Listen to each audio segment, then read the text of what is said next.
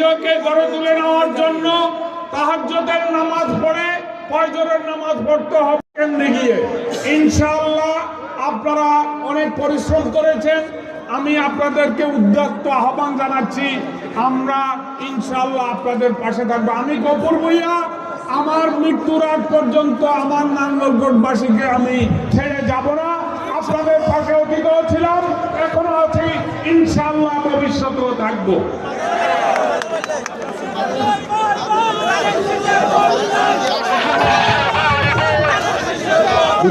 সভাপতির অনুমতিক্রমে সবাই এখানে সমাপ্তি করেছি।